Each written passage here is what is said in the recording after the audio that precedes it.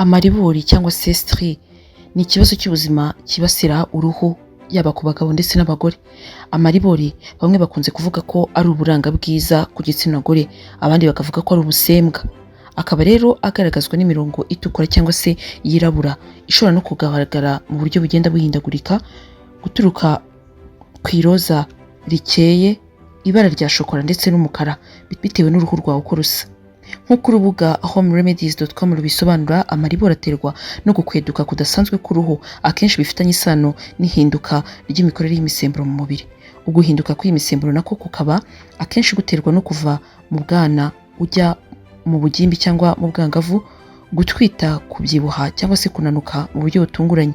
Ibi bituma uruhu rero rw'inyuma ruzwi nka derme rukweduka mu buryo budasanzwe, bikabyara amaribori.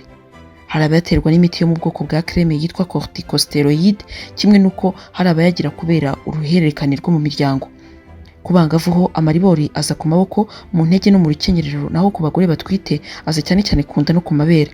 Hari abibaza rero niba hari n'abagabo bagira amaribori. Yego barahari, ariko ni bake ugereranyije n'abagore bayagira. Mu muco nyarwanda amaribori afatwa nk'ikimenyetso cy'ubwiza, ariko nanone iyo akabije aba ikibazo. Hari ababangamira rero mu buryo bumwe cyangwa ubundi. Ari nayo mpamvu uyu munsi tugiye kugaruka ku bintu bitandukanye ushobora gukora mu gihe ushaka kwikuraho amaribori. Uburyo bwa mbere tugiye kukubwira ni ugukoresha scrub y'isukari. Scrub y'isukari twaranayigarutseho mu biganiro byatambutse. Gusa hari uburyo bworoshye bwo gukora scrub y'isukari. Ushobora gukoresha akayiko kamwe k'isukari ukavanga n'amavuta ya olive oil, ubundi ukavangamo n'umutobe w'indimu, ukabivanga neza ugasiga kuri cya gice giherereyeho amaribori. Ushobora no kwifashisha amavuta ya coconut mu gihe udafite aya olive. Ibi biragufasha ya maribori agashira. Uburyo bwa kabiri ni ugukoresha icyo bita rose hip oil. Iyi ikomoka mu giti kimeraho imbuto z'umutuku, ari nazo basya bagakuramo aya mavuta ya rose hip. Ushobora kuyabura mu mafarumasi ndetse no mu masupermarket atandukanye, ariko uramutse ukeneye ko tuyakugezaho nabwo watwandikira muri nimero ziri hasi munsi y'iyi video tukazayakugezaho. Aya mavuta akungahaye kuri vitamine C ndetse na vitamine A, ndetse by'umwihariko yamenyerewe kubera propriete zayo zo gukuraho ibibara ku mubiri harimo n'amaribori. Uburyo bwa gatatu bwo gukuraho amaribori ku mubiri ni ukwifashisha igikakarubamba. Buri gikakarubamba kirimo intungamubiri zitandukanye kandi nziza zigufasha wowe ubwawe, ndetse zigakuraho na byinshi ku ruhu rw'umuntu. Ubushakashatsi bwakozwe muri 2018 bwagaragaje ko igikakarubamba gifite umumaro munini cyane ku mubiri wa muntu. Ariko kandi igikakarubamba ukivanze n'amavuta ya almond oil, ubushakashatsi bwagaragaje ko bihita bikuraho amaribori yazanywe no gutwita. Hanyuma kandi ushobora kwifashisha amavuta ya almond oil.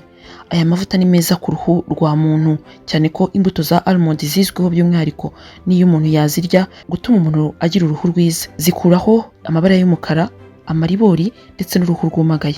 Almond oil rero yifitemo na vitamine A, by'umwihariko iyo yifashishije ukora massage hahandi hari amaribori, mu gihe kitarenze icyumweru gusa aya maribori aba atangiye kugenda. Ushobora kwifashisha kandi umutobe w'ibirayi. Uti umutobe w'ibirayi nawe ukora gute? Ni ugufata ibirayi ukabisya uvanzemo n'utuzi, ubundi ugakamura ya mazi yose. Ayo mazi rero ukayifashisha uyasiga kuri cya gice kigaragaraho amaribori. Ikindi kizwe nuko amazi y'ibirayi azwiho gutukuza ndetse no gukesha uruhu mu gihe umuntu abyifuza akayakaraba ku ruhu rwe. Hari kandi ikizwi nka glycolic acid. Iyi wayisanga mu mavuta yo mu bwoko bwa ordinary oil, nayo uyakeneye watubwira tukayakugezaho. Aya mavuta azwiho gukuraho amatashe ku ruhu ndetse no gukesha uruhu, cyane cyane bamwe bafite uruhu rutangiye gusaza ruzana iminkanyari.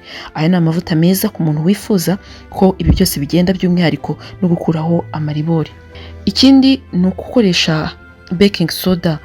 Baking soda akayiko kamwe uvanzemo n'akayiko k'umutobe w'indimu, ukabivanga ubundi ukabisirima hamwe hari amaribori. Ubushakashatsi bugaragaza ko bikuraho uturemangingo dushaje ku ruhu, bityo bigatuma uruhu rwegerana ndetse n'amaribori akavaho.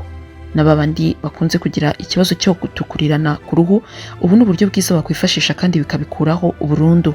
Uburyo bwa nyuma dusojeho bwo gukuraho amaribori ni ukwifashisha ubuki. Ubuki bwifitemo imbaraga zo gukesha uruhu ndetse no kuruhindura.